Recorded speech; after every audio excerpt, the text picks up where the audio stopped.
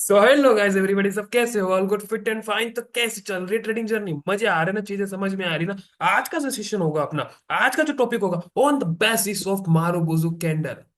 कि sir marubozu candle के ऊपर कैसे ट्रेड करें? क्या सर हम मारुबुजु कैंडल के ऊपर ट्रेड इनिशिएट करें या नहीं करें? बहुत से मीथ है। सर क्या होता है मारुबुजु? सर मारुबुजु क्यों इतनी बड़ी कैंडल होती है? सारी चीज मैं आपको डिस्क्राइब से बताने जा रहा हूँ आज। बने रहना इस वीडियो के अंदर। मेरा नाम है सक्षम गोटिया, मैं पिछले 5 साल से इस मार्केट के अंदर काम कर रहा हूँ। तो आज अपन मारुबुजु कैंडल के बारे में बताने वाले हैं, समझने वाले। फर्स्ट ऑफ ऑल मैं आपको स्ट्रक्चर्स के अंदर, चार्ट्स के अंदर समझा देता हूँ कि मारुबुजु कैंडल दिखती कैसे, ये वाली। क्या आप देख पा रहे हो ये कैंडल? इस कैंडल को जस्ट लाइक ये कैंडल होती है मारुबुजु, जिसकी कोई विक ना निकली। समझे मेरी बात को? कि जिसकी विक ना निकली हुई हो उसको अपन बोलेंगे मारुबुजु कैंडल। और मारुबुजु कैंडल पे ट्रेड करना इट्स मीन्स बहुत ज्यादा टफ होता है। इनिशियल लेवल पे, स्टार्टिंग के बेस के अंदर अपन जब मारुबुजु के ऊपर ट्रेड करते हैं, इनिशिएट करते हैं, जो भी रिटेलर्स आते हैं, जो भी बच्चे आते हैं, जो बिगिनर्स होते हैं, सबसे ज्यादा ट्रैप है ना उसी में होते हैं, और बड़े बड़े स्टॉप लॉस खाते हैं। आप सबने भी खाए होंगे जब आप ट्रेडिंग के स्टार्टिंग फेज के अंदर हो गए, अभी अभी एक आपका जर्नी स्टार्टिंग हुआ है ट्रेडिंग के रिलेटेड। समझो मेरी बात को, ठीक है? मारुबुजु कैंडल इसको बोलेंगे जिसके ऊपर कोई विक ना निकली हुई हो। समझो मेरी बात को। क्यों? क्योंकि आप मेरे साथ कनेक्शन में होंगे तो आपको पता होगा कि वीक स्ट्रेटजी क्या होती है। वीक स्ट्रेटजी क्या होती है? जहां से भी अपने को ज्यादा डंडी दिखेगी, डंडी बोलते हैं इसको, क्या बोलेंगे इससे ज्यादा, यानी कि वहां से इसका ज्यादा प्रेशर है। नीचे से ज्यादा डंडी है तो इसका मतलब नीचे से बुलिश प्रेशर ऊपर ज्यादा आ रहा है, और ऊपर से डंडी नीचे आ रही है तो इसका मतलब बेरिश प्रेशर। That's all. लेकिन यहाँ पर अपन देख रहे हैं, यहाँ पर कोई डंडी है ही नहीं। यहाँ पर ओनली ये जो कैंडल है ना, वो ओनली वॉल्यूम को इंडिकेट करती है और होल्डिंग्स को इंडिकेट करती है। यानी कि ये रेड कैंडल है, इट मींस कि यहाँ पर प्रेशर नहीं है। यहाँ पर ओनली मार्केट आपको बताना चाह रहा है, क्या बताना चाह रहा है? कि यहाँ पर सेलर्स की जो पोजीशन है वो होल्डिंग्स पे रखी हुई है। समझो मेरी बात को।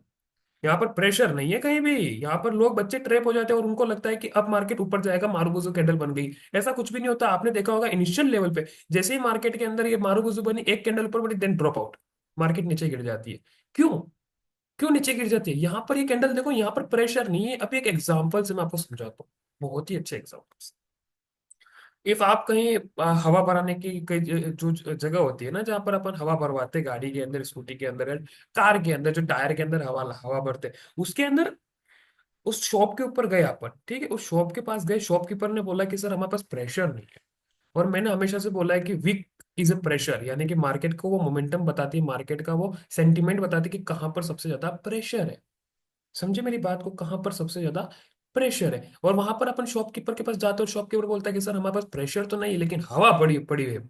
जस्ट लाइक यहाँ पर उनका एक टैंकर होता है, उसके अंदर यहाँ पर हवा तो भरी हुई है लेकिन प्रेशर नहीं है, फिर वो आपको बोलते थे कि सर प्रेशर नहीं है, आगे देख लीजिए कहीं होकर के। तो इट मीन्स कि मार्केट भी में ये चार्ट्स भी यही, ये कैंडल भी यही बताना चाह रही कि यहाँ पर प्रेशर नहीं है भैया। यहाँ पर ओनली होल्डिंग्स पड़ी हुई है। एक कैंडल भी ऊपर आ गई तो ये तो जितने भी होल्डिंग वाले हैं ना, वो तो निकल लेंगे यहाँ पर प्रॉफिट बांध के। और आप फंस जाओगे यहाँ पर इस कैंडल पे ट्रेड करने वाले, क्योंकि आप तो नेक्स्ट कैंडल का वेट करोगे ना, प्रॉफिटेबल तभी हो पाओगे आप। समझे मेरी बात को? और ये जितने होल्डिंग्स वाले हैं ना, वो तो इसी कैंडल के ऊपर निकल जाएंगे, और जैसे ही वो निकल के तुरंत मार्केट नीचे डाउन। समझे मेरी बात को? ये कैंडल कैसे काम करती है, ये एडवांस लेवल पे अपन समझ रहे हो, और मैं मेरी मिस्ट्री से बता रहा हूँ। मैं मेरे एक्सपीरियंस के हिसाब से बता रहा हूँ कि ये मारुबुजु कैंडल बनती कैसे और ये इसका काम क्या है। और मारुबुजु कैंडल हमेशा ना सपोर्ट पे आपको दिखेगी ना रेजिस्टेंस पे दिखेगी, यानी कि ये सपोर्ट हो गया और ये हो गया रेजिस्टेंस, ये आपको हमेशा हवा में दिखेगी। ये देखना, इस कैंडल, ये कैंडल सबसे ज्यादा हवा में दिखती है। और इस कैंडल पे सबसे ज्यादा है ना रिटेलर्स आके ट्रैप करते हैं कि इतनी बड़ी कैंडल आ गई, अब तो मार्केट ऊपर जाएगा, अब तो मार्केट के अंदर बुलिशनेस दिख रहा है, और जैसे ही मार्केट के अंदर ड्रॉप आउट, आउट हो जाते हो। समझे मेरी बात को? तो इस कैंडल पे कभी ट्रेड मत करना, कभी ट्रेड मत करना। हाँ, नेक्स्ट कैंडल कौन सी बन रही है, यदि वो हैमर कैंडल बन रही है, और एरिया कौन सा, लोकेशन कौन सा, क्या वो रेजिस्टेंस पे बन रही है, क्या वो सपोर्ट पे बन रही है? लोकेशन इंपॉर्टेंट है। इफ आप ट्रेड इनिशिएट कर रहे हो तो लोकेशन इज मस्ट नेसेसरी। बिना लोकेशन के आप ट्रेड नहीं कर सकते। आप क्या हवा में ट्रेड करोगे क्या? आपका एसएल क्या होगा? समझे मेरी बात को? तो यहाँ पर ये कैंडल ओनली वॉल्यूम को दर्शाती है और होल्डिंग्स को दर्शाती है। यानी ग्रीन कैंडल है तो यहाँ पर बायर से उन्होंने होल्ड कर रखी है पोजीशन। इफ यहाँ पर रेड कैंडल तो यहाँ पर सेलर्स ने होल्ड कर रखी है पोजीशन, बस दैट्स ऑल। उसके अलावा इस कैंडल के अंदर और कुछ भी नहीं है। सो इस कैंडल के ऊपर आप ट्रेड ना ही करो तो बढ़िया है स्टार्टिंग के बेसिस के अंदर, नहीं तो फिर आपका स्टॉप लॉस जो आएगा ना, बहुत बड़ा आएगा। ये जब कैंडल बनती है ना, 50 50 60 60 पॉइंट की कैंडल बनती है। समझो मेरी बात को। तो इनिशियल लेवल पे इफ आप स्टार्टिंग के बेसिस के अंदर हो और रिस्क मैनेजमेंट को बराबर समझना है, चलना है, तो फिर यहाँ पर आपको वेट करना होगा इसके नेक्स्ट कैंडल का, नेक्स्ट कैंडल कौन सी बन रही है। समझे मेरी बात को। और इनिशियल लेवल पे अपना तो लोकेशन एक ही रखना, या तो फिर रेजिस्टेंस या सपोर्ट, जहां पर भी अपनी डिमांड एंड होती है वो होता है अपना रेजिस्टेंस, और जहां पर अपनी सप्लाई एंड होती है वो होता है अपना सपोर्ट, बस। और इफ आप मेरे साथ बने हुए हैं तो आपको डिमांड एंड सप्लाई का कॉन्सेप्ट तो इजीली मालूम हो ही चुका होगा। धीरे धीरे, स्लोली स्लोली और भी बहुत सारे अपन कॉन्सेप्ट लाने वाले हैं। ओके। सो इनिशियल बेसिस पे आपको ध्यान में रखनी चीजें ये देख लो, ये लाइव एग्जांपल आपके सामने ये बनी यहाँ पर कैंडल मारूपुसु बनी, यहाँ पर घुस गए होंगे रिटेलर्स। अब तो जाएगा ऊपर, अब उनको क्या पता है कि ऊपर दादा बैठे हुए हैं। आ गया फट से यहाँ पर मार्केट, एक ही झटके में निकालने का भी मौका नहीं मिला। ये कैंडल ऐसी होती है, ये देख लो। जैसे ये कैंडल बनी तुरंत मार्केट ऊपर चला गया, फिर से ऐसा खा गया। समझे मेरी बात को। तो इस कैंडल पे थोड़ा सा ध्यान रख के ट्रेडिंग करो, इनिशिएट करो, उसके बाद ही कुछ भी ऐसे लॉजिक वगैरह चीजें संभालो आप। समझे मेरी बात को। इनिशियल बेसिस पे आप अपना टाइम दो भी मार्केट को, और समझो चार्ट्स क्या बताना चाह रहे, चीजें क्या चल रही उसके अकॉर्डिंग ही, क्योंकि इसके अंदर सबसे ज्यादा आपके ऐसे लीड हो सकते हैं।